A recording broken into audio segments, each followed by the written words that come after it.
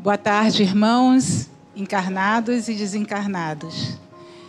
É muito bom, né, nós estarmos nessa casa de luz, sendo acolhidos, recebidos por Maria Angélica e toda a equipe espiritual que, com certeza, já preparou desde cedo esse ambiente para a gente, né?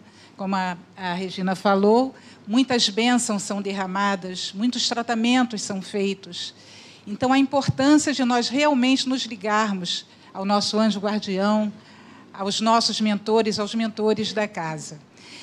E nós agradecemos muito essa oportunidade de aqui estarmos, né, onde nos propomos ser instrumentos nesse momento de estudo.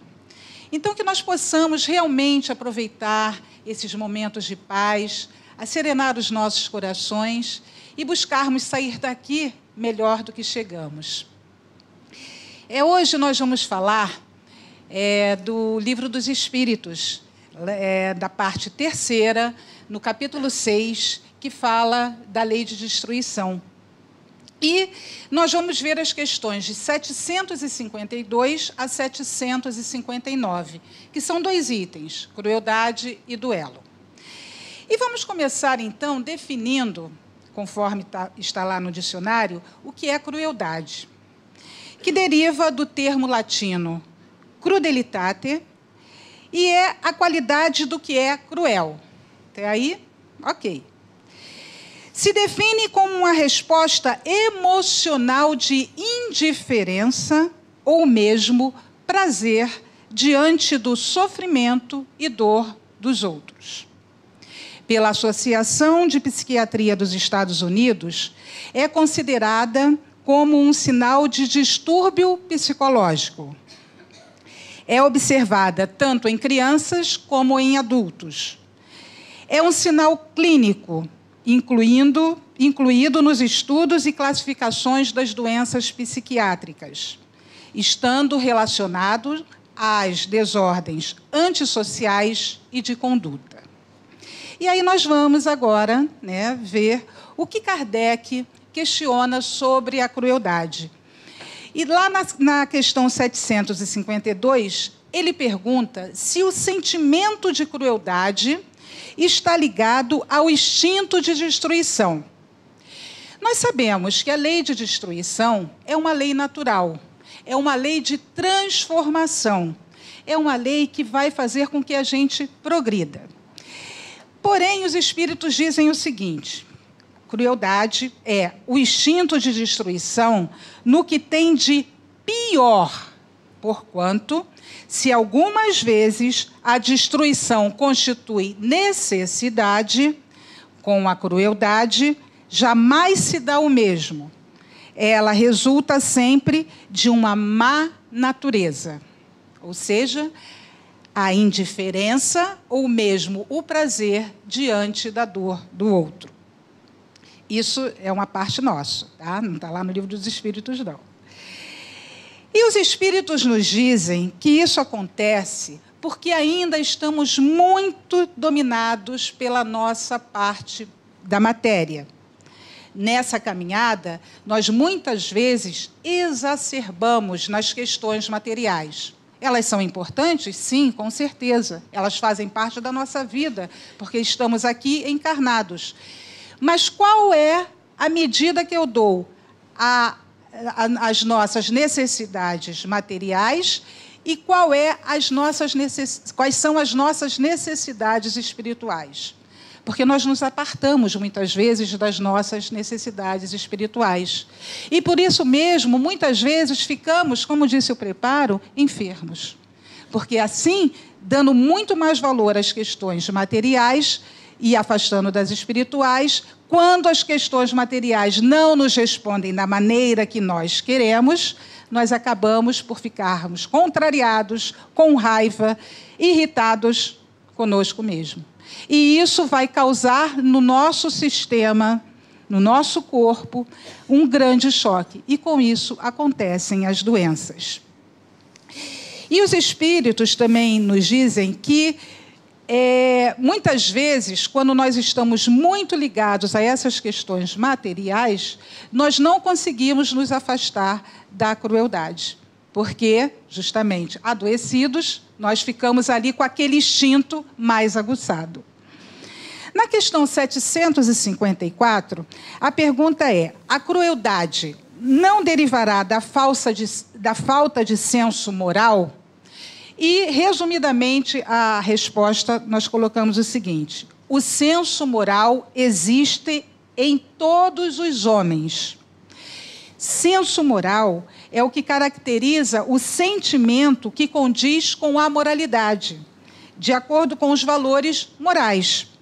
São os nossos sentimentos em relação ao que é certo, ao que é errado, ao que é justo, ao que é injusto, ao mal, ao bem.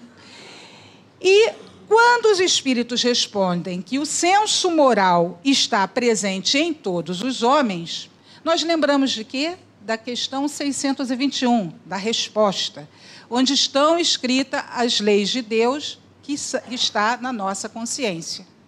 Mas, muitas vezes, nós não acessamos essa nossa consciência. E aí nos desligamos.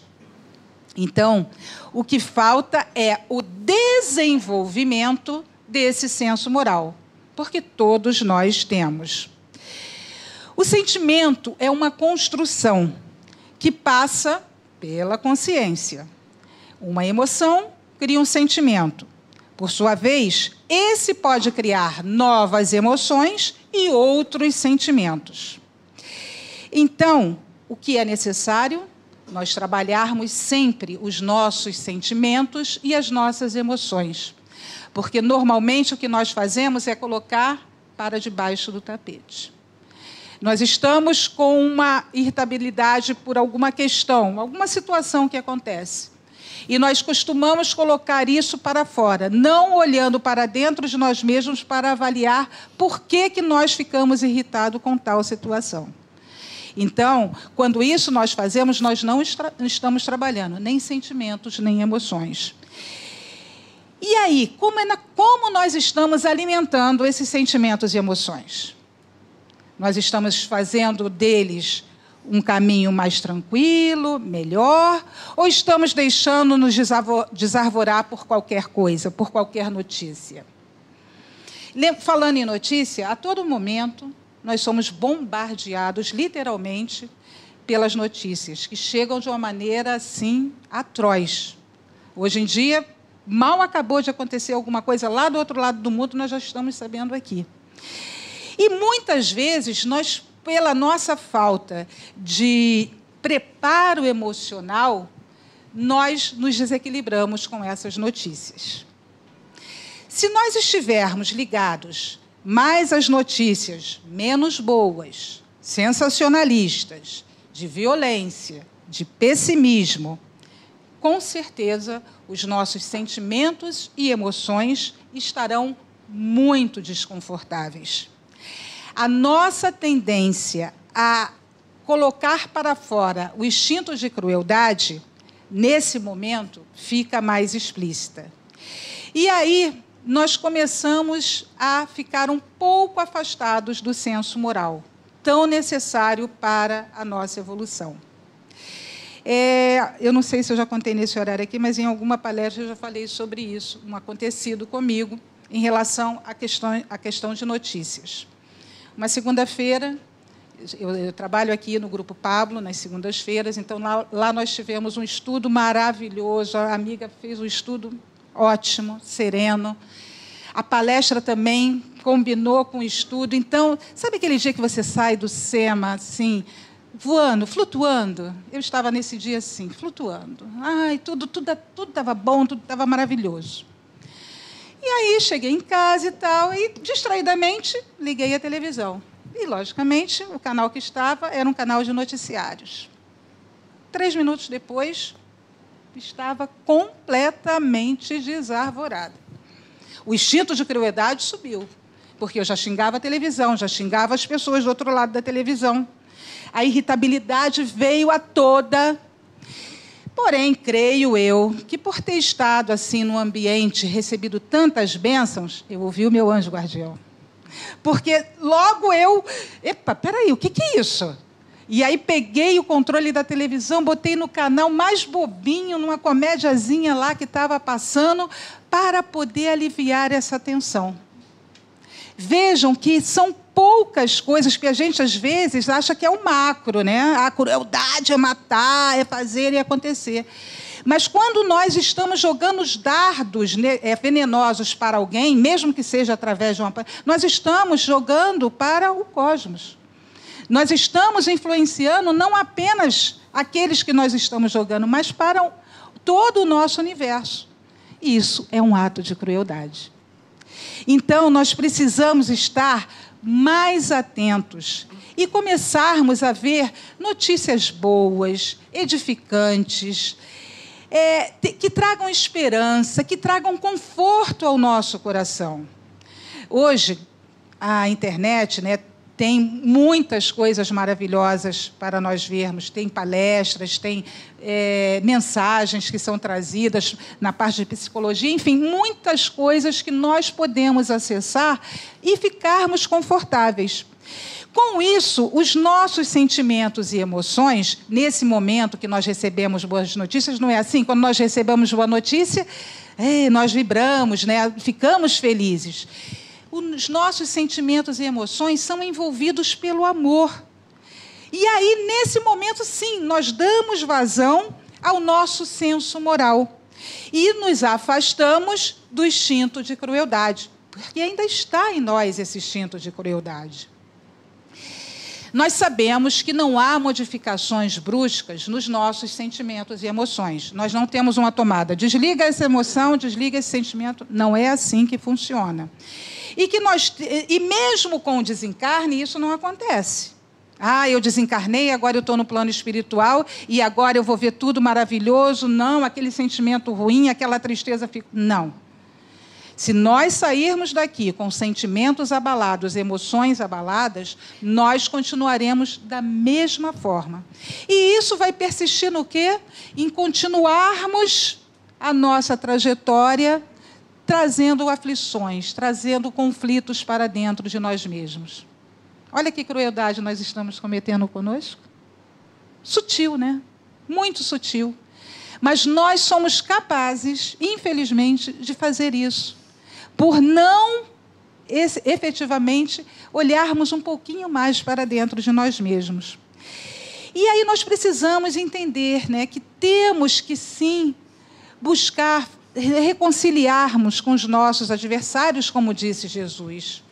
Aquela mágoa, aquele ressentimento que, de repente, a gente sente de alguém, a gente tem que conversar, a gente tem que falar. Porque, às vezes, a pessoa... Eu me magoo com a Ellen, por exemplo, e não falo para ela. E aí ela nem sabe que me magoou. E aí eu fico e tal. Não, ela chega e ela acha que eu vou estar com algum problema. Eu não conversei com ela. Mas aí eu estou com aquele ressentimento, eu estou com aquela dor no coração. Eu tenho que falar, porque o outro precisa saber, eu preciso sinalizar para o outro. Assim como alguém que esteja magoado comigo necessita falar comigo. Já aconteceu várias situações, porque a gente, às vezes, a gente é muito distraído, então a gente fala coisas. E, às vezes, não agrada. Existem pessoas que não gostam que digam que elas estão magras. E aí? A minha irmã não gosta de dizer que ela está magra. Ela fica chateada, ela fica magoada com isso. Né? Então, quando eu descobri isso, nunca mais falei do assunto. Então, alguém ficaria? Eu não, adoraria, né? O tempo inteiro. Né? Mas as pessoas ainda se magoam com algumas coisas que, para a gente, não tem a menor importância. Mas nós temos que lembrar disso, nós não estamos no outro. É como diz, coração dos outros é terra que ninguém pisa. Então, nós não estamos no outro para saber o que ele sente naquele momento. Então, quando nós sentirmos, se nós sentirmos que alguém está magoado conosco, vamos lá, com jeitinho, vamos conversar. É o que Jesus propõe para nós. Porque, com isso, a gente vai trabalhar esse nosso sentimento, a gente não vai ficar naquele patamar de superioridade, do orgulho, né? Que a gente ainda vai falar aqui muito desse orgulho. E aí, Quando nós continuamos nessa situação, o que nós vamos fazer? Carregar tudo de novo na bagagem. Aí encarna, reencarna, encarna, reencarna, fica na mesma coisa. Querendo resultados diferentes, fazendo a mesma coisa. É possível? Não. Então, nós temos que modificar a nossa conduta diante da vida. Temos que avaliar essa nossa conduta e nos responsabilizar pelas escolhas que nós estamos fazendo. Porque somos nós que escolhemos a todo momento. Não adianta dizer que foi o outro que me influenciou, o outro até pode ter sugerido, pode ter, mas a decisão final é sempre minha. Precisamos de equilíbrio, por exemplo, nos nossos relacionamentos. Os nossos relacionamentos, às vezes, estão muito conturbados, porque, muitas vezes, não respeitamos os limites do outro e também não respeitamos nossos limites. E aí fica uma bagunça só. Nós não podemos invadir a vida do outro e também não podemos permitir que o outro invada a nossa vida. Nós temos que fazer aquela barreira de era, né? Que não é um muro também não, tá, gente? Porque o muro fica muito rígido. Nós temos que ter aquela barreira de era flexível para não deixar, né, que a gente mesmo invada o outro e o outro também não invada a gente. Porque, se assim acontecer, se começarem esses conflitos, nós estaremos escravizando o outro e sendo escravizados. Estaremos sendo cruéis com o outro e estaremos sendo cruéis com nós mesmos. E aí, aqui, eu vou fazer um pequeno parêntese, porque eu sempre gosto de tocar nesse assunto, que é para falar de uma doença que atinge muitas pessoas, mas que é tão sutil, muitas pessoas nem entendem como doença, nem percebem, e que acontece com muita frequência. É a dependência emocional. Muitas pessoas que já ouviram outras palestras minhas, eu sempre gosto de tocar no assunto, até para levantar essa hipótese de se é que está acontecendo comigo nesse momento. A dependência emocional, ela é tão nociva quanto qualquer dependência. A dependência de álcool, a dependência de drogas ilícitas, seja elas quais forem, mata tanto quanto. Por quê? Adoece fisicamente. Eu já disse no início aqui que eu trabalho no Grupo Pablo, que, para quem não conhece, trabalha com as questões das dependências. Nós ali recebemos as pessoas que estão nessa situação de dependência, né? Tanto familiar, que algumas vezes adoece em função disso, não por causa da pessoa, adoece porque já tem um gatilhozinho, aí qualquer coisa gatilha mesmo, né? Já tem uma predisposição. E ali nós recebemos e vemos a dor que é de uma pessoa com dependência emocional. Porque ela simplesmente se abandona. Ela esquece de si mesma, ela não se trata, ela não se cuida. Para o quê? Viver em função da outra. Porque acha que o outro vai ser salvo através dela, que se ela não estiver na vida do outro, nada vai acontecer, que ele vai morrer, enfim. Fantasia, muitas coisas. E acaba fazendo com quê? Com que esse relacionamento fique estremecido. E quando isso acontece e as pessoas percebem e pedem ajuda, é maravilhoso, porque aí já entra num processo de recuperação e ok. Mas e quando não percebem? E quando acham que esse é um amor? Não, é porque eu amo verdadeiramente. Mas, na verdade, é um amor, mas é um amor adoecido. E o amor adoecido é quando nós buscamos controlar aqueles que estão à nossa volta. Nosso cônjuge, nossos filhos, nossos pais, até mesmo nossos amigos. E aí queremos... você vai fazer isso agora. Não, olha só, você não pode fazer aquilo. Não, não, vem cá. É uma forma de controle. Fora a hora que chega em casa, está acordado, não dormiu direito. Enfim, é uma gama de... que a pessoa vai ficando sufocada. Eu não sei vocês, mas eu não suporto ser controlada. Eu busco me controlar, mas eu não quero, né, ter esse controle, essa rédea o tempo inteiro. Porque imagina para alguém que está adoecido, já está adoecido, e ainda tem mais uma pessoa ali adoecida junto, né? Então, esse não é um amor que não é saudável.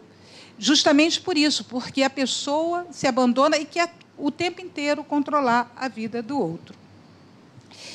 E nós aprendemos que só conseguimos transformar o que conhecemos. Por isso, a insistência dos benfeitores espirituais para fazermos a nossa reforma íntima, que é o quê? Um processo contínuo de autoconhecimento. Vejam que antes mesmo de Jesus, lá na época de Sócrates, ou até talvez antes, já era sinalizado a necessidade desse autoconhecimento. E até hoje, nós ainda estamos engatinhando. Nós não nos colocamos de pé diante do autoconhecimento. Porque dói. Dói olhar para dentro da gente para fazer o aparo das arestas. Mas é necessário. É aquela dor, vamos dizer assim, quando a gente vai levar o nosso filho, o nosso neto, no posto de saúde para dar a vacina neles. Não vai imunizar de um monte de coisas? É uma dor necessária. É a nossa dor, é a dor que a gente precisa sentir para poder ficar aliviados. Então, vamos buscar olhar para dentro de nós mesmos, porque nós estamos muito distraídos com o mundo e com o outro. Esquecemos de olhar para nós mesmos. Mas fazer isso com muito carinho, com muita paciência, com muita tolerância. Porque com isso nós vamos trabalhar arduamente e aparar essas nossas tendências menos boas. E acreditando sempre no amor de Deus, que estamos ali com o amor de Deus, como a Beth mesmo falou. Na questão 756, Kardec pergunta se a sociedade dos homens de bem se verá livre dos seres perversos.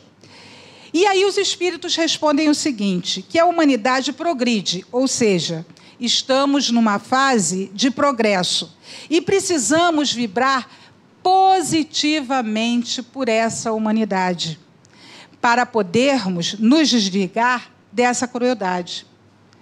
Se nós começarmos, se tem uma notícia ruim, né, muitas vezes nós escutamos as notícias, se nós vibrarmos positivamente, se nós fizermos uma prece, nós estaremos, pelo menos para nós, será um alívio não entrar nesse setor do instinto de crueldade. Então, façamos a nossa parte. Vamos colaborar com os espíritos amigos que jorram amor para o nosso planeta o tempo inteiro. Vamos colaborar com Ismael, que preza pelo nosso país, preza pelo nosso povo. E estejamos mais atentos às nossas crianças, aos nossos jovens, aos nossos idosos. Porque a gente tem, sim, que ter muito cuidado com as crianças e os jovens com as questões das dependências. Mas o índice de idosos que entram nas dependências após a terceira idade também é grande. Não é tão grande quanto, mas também é grande.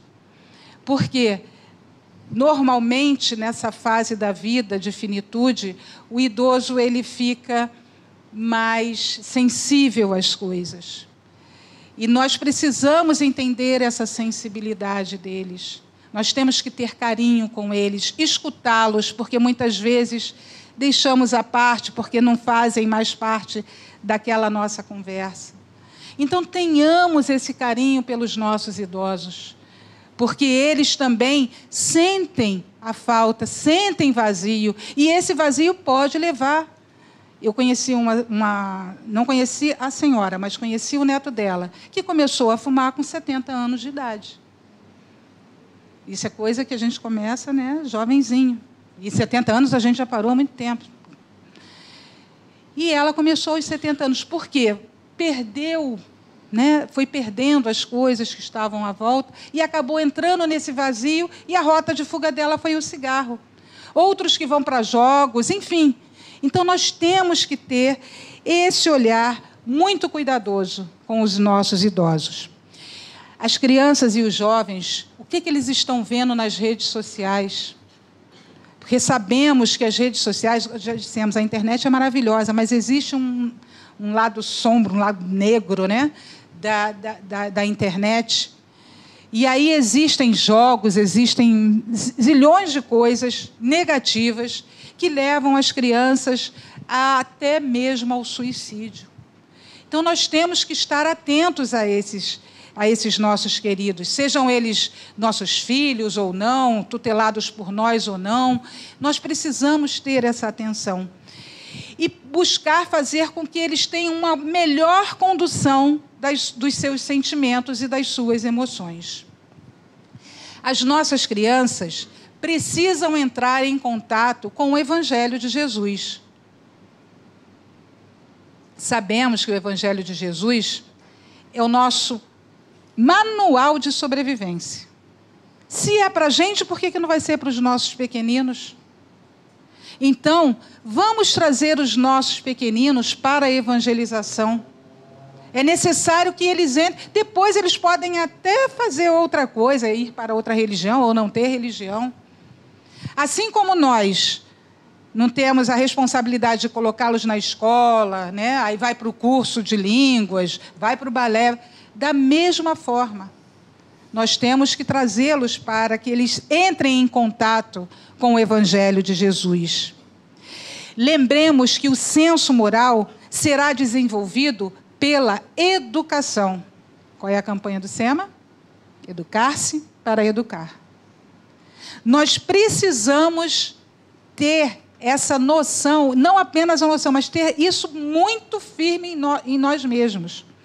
E nesse momento que já estamos despertos para ouvir os ensinamentos de Jesus, porque senão não estaríamos aqui a esse horário, e os nossos conhecimentos que estamos tendo através da doutrina espírita, estamos já, sim, nesse processo educacional. Estamos educando o nosso espírito. E aí nós vamos agora passar para o duelo, né? Porque são 2 temas. Então, vamos lá. Quanto a esse duelo, será que ele ainda existe na sociedade? Oficialmente, aquele duelo dos séculos passados, né, que se marcava, vamos lá, tal hora, tal dia, tinha juiz, tinha não sei o quê, com a arma de fogo. Esse duelo foi extinto há 39 anos atrás, aqui no Uruguai, em 1980. Esse tipo de duelo. Porém, nós ainda temos uma representação do duelo pelas guerras entre as nações. É uma forma de duelo. Mas será que só são esses? No dia a dia, hoje, aqui perto de nós, próximo a nós, na nossa casa, não existe duelo? Com certeza que sim. Não da maneira que acontecia nos séculos passados, mas na sua essência, pois ainda estamos presos ao ponto de honra, ou seja, ao orgulho e à vaidade, como está lá na questão 759 do Livro dos Espíritos, falando sobre o duelo. Então, nos dias atuais, nós vemos a presença do orgulho levando as pessoas às discórdias, à intolerância, à discriminação, à não aceitação do outro e nem de si mesmo, aos preconceitos, enfim. E aí entramos no conflito. Eu trouxe aqui um exemplo que eu aprendi ontem, para falar de duelo, em questão de preconceito também. Eu também tenho oportunidade de trabalhar com a população em situação de rua. E ontem, na Quentinha, fazendo um atendimento ali na Barrinha, encontrei com uma assistida que, a primeira vez que nós encontramos ela chorava muito, muito, muito, muito, e agradeceu a nossa acolhida, enfim. E depois acaba que a gente cria, né, um certo laço. Ela não estava ali no momento, depois eu a vi, oi, Ilane, e tal, enfim. E aí ela estava, eu olhava para ela e via nitidamente a dor, o sofrimento daquela criatura. Mas ela pegava a minha mão e dizia assim: está difícil, está muito difícil, mas eu tenho fé. Até me emociono. Eu tenho fé. Jesus está no meu coração, Deus está comigo. E aí a gente tem preconceito com a população em situação de rua, achando que eles são vagabundos, que não querem nada com ninguém, que não estão no mundo, não são filhos de Deus, porque no momento que nós pensamos isso, não acreditamos que tenham dor. E eles têm dor. E aí o que eu aprendi com ela? Que não devo duelar com as minhas dificuldades. Porque nós duelamos com as nossas dificuldades o tempo inteiro. Nós duvidamos do amor de Deus. Nós dizemos sempre, né, aquele jargão, tudo passa. Mas no momento do olho do furacão, a gente não acredita que está passando.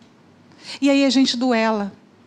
E aí piora a nossa situação em relação à condição que estamos passando no momento.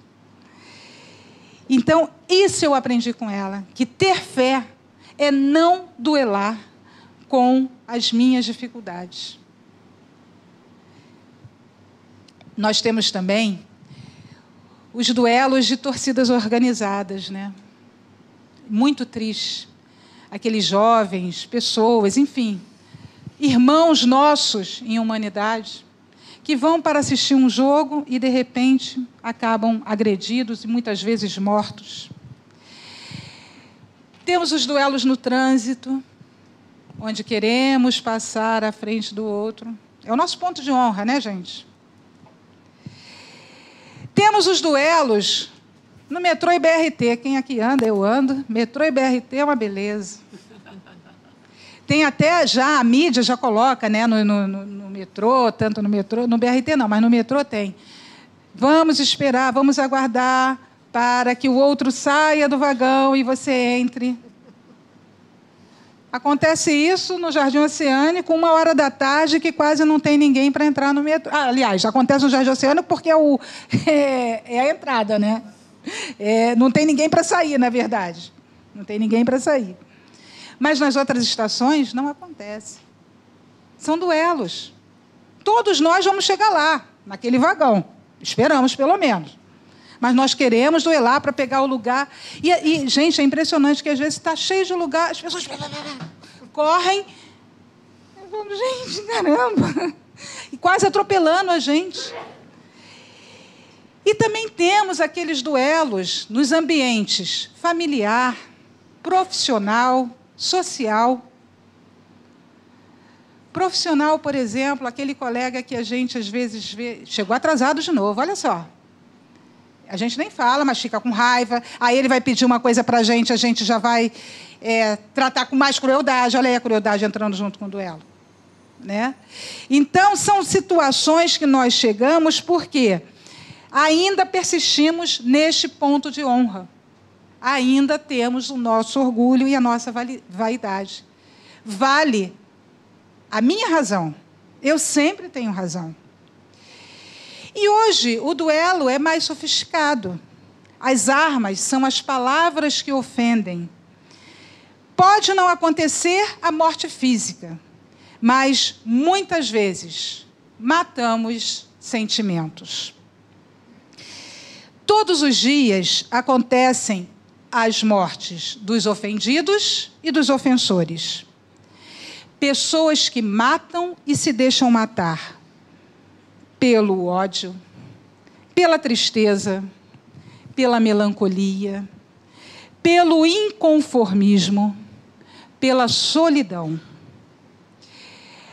As pessoas estão se envenenando por acreditar que sua razão prevalece sempre. E aí, mais uma vez, cito o preparo. As doenças acontecem justamente por esse tipo de envenenamento. Porque enquanto eu achar que eu tenho razão, eu sou a dona da razão, tudo tem que sair do meu jeito. E sempre sai do meu jeito? Não sai mesmo. Até porque as pessoas vão se afastando. Aí daqui a pouco a gente está reclamando, puxa, ninguém liga para mim, ninguém quer saber de mim e tal. Por quê? Porque eu sempre sou a dona da verdade. E aí nós precisamos começar a refletir sobre uma frase que eu adoro: melhor ser feliz do que ter razão. Ou seja, vamos botar a aguinha da paz na boca diante de uma situação e não comentar. Se for alguma coisa que realmente haja necessidade de nós alertarmos a outra pessoa, porque às vezes a pessoa está num equívoco muito grande, e aí nós temos que ter compaixão por ela e não raiva, e aí a gente deixa passar aquele momento, vem com outras historinhas e tal, até chegar àquele ponto. E aí conseguir colocar o seu ponto de vista para ver se abre um pouquinho a mente do outro. Mas também não é impor, não. Porque se a pessoa acha que está com a razão, ela não vai descer do pedestal. E todos nós temos a semente do amor nos nossos corações. É como disse no início, o senso moral está em todos os homens. Nós somos filhos amados de Deus e não podemos esquecer isso. E como nós esquecemos? Como nós não nos colocamos como herdeiros de Deus? Jesus está conosco o tempo inteiro. Nossos mentores, nosso anjo guardião está conosco o tempo inteiro. Não desistem de nós. Nós nos abandonamos, mas eles não. Eles estão ali firmes, buscando nos orientar o tempo inteiro. Mas precisamos o quê? Abrir a nossa mente para poder captar alguma coisa. E se nós não fizermos isso, continuaremos nos nossos conflitos e nas nossas aflições. Eu lembro uma ocasião, aqui na casa, que foi colocado, que Maria Angélica disse que a gente faz os pedidos, né, para ela, e depois que faz o pedido, 2 minutos depois está totalmente desarvorada. Ela está ali auxiliando a gente, está ali, olha, meu filho, faz aí. E aí a gente já desarvorou, porque a gente, em vez de buscar desfocar do problema para poder resolver, a gente fica o tempo inteiro ali. Não vai dar certo, o pessimismo. Não vai dar certo, não acredito. Então, é a nossa ainda falta de fé. Então, o nosso convite hoje é para o exercício do amor, que nos ensina que não devemos amar por obrigação. E a gente já faz isso, sutilmente. Por exemplo, quando existe alguma catástrofe, alguma coisa, alguma guerra, algum que a gente sabe do outro lado do mundo, o que a gente faz? Vibrações, orações. É uma forma de amar desinteressadamente. Afinal de contas, aquelas pessoas nem... Quer dizer, teoricamente, vão saber que nós existimos. Vão saber, óbvio, mas não fisicamente que nós existimos. Então, nós já fazemos esse tipo de exercício. A outra forma é dentro da nossa família. Nós precisamos ter mais paciência com aqueles que estão ao nosso lado. Sermos pacientes com nós mesmos, em primeiro lugar, porque senão a gente não consegue ter paciência com o outro.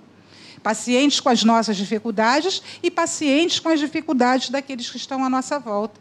Afinal de contas, estamos juntos para podermos progredir, para podermos sair dessas aflições que estamos trazendo há séculos e séculos. Então, queridos irmãos, nós precisamos cuidar dessa semente chamada amor, buscando regar com as boas ações que praticamos e deixar penetrar o sol chamado Jesus em nossos corações.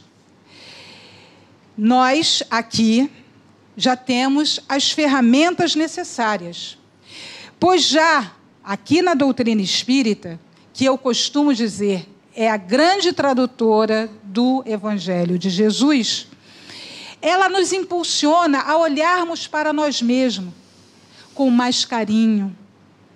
Ela nos dá consolação, ela nos dá esperança, nos impulsiona para sermos melhores para nós mesmos.